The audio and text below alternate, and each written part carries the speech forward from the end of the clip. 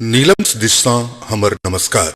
दर्शक लोकन ए चैनल का सब्सक्राइब करबा के लेल लाल बटन का दबाओ आ तकर बाद घंटी पर क्लिक क के नव नव मैथिली गीतक आनंद उठाओ।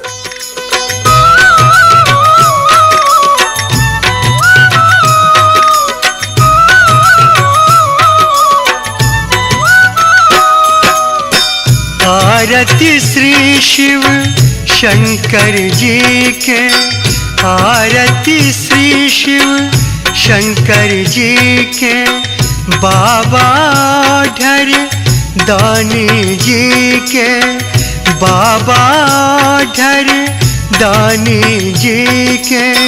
आरती श्री शिव शंकर जी के, बाबा ढर दानी जी के।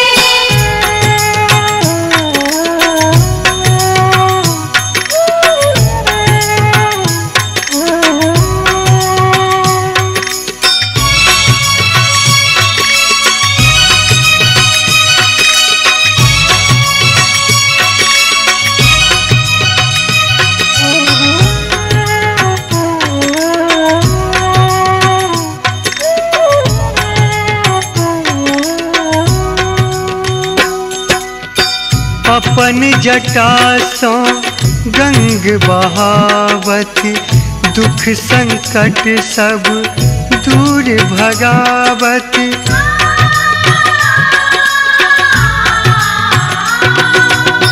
अपन जटा सो गंग बहावत, दुख संकट सब दूर भगावत। जन्म जन्म के पाप मिटावत, जन्म जन्म के पाप मिटावत। सुखदाई त्रिपुरारी जी के, बाबा ढर दानी जी के। आरती श्री शिव शंकर जी के, बाबा ढर दानी जी के।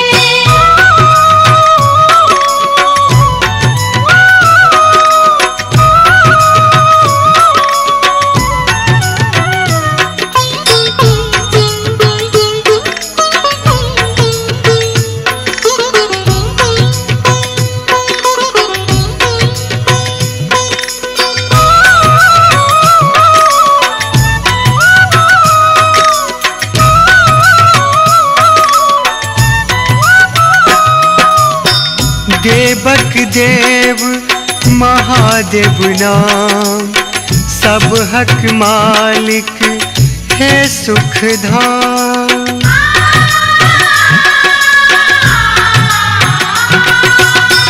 देवक देव महादेव नाम, सब हक मालिक है सुख धाम।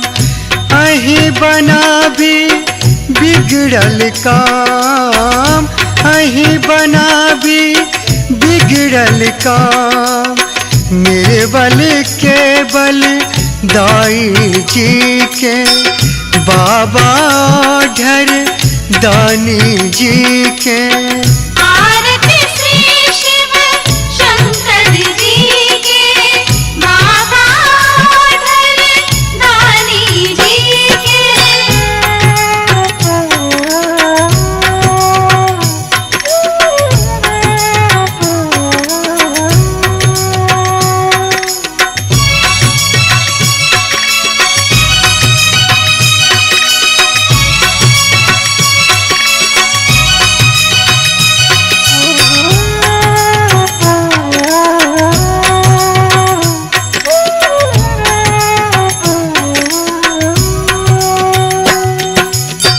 सबके देखती एक समान, सगरो जग के एक भगवान।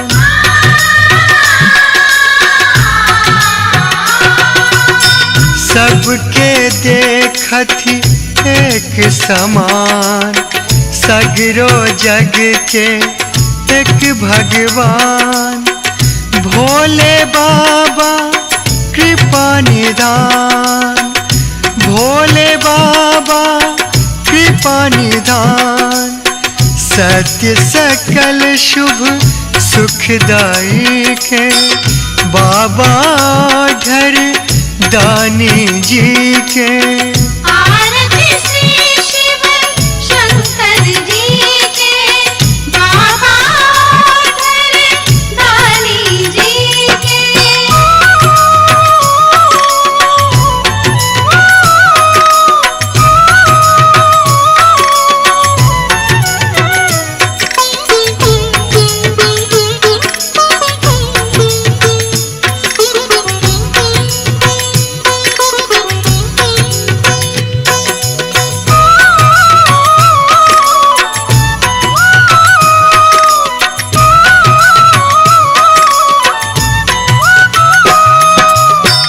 भक्ति भाव सो जे क्यों ध्यावति, नित दिन शिव जी के आरती गावती।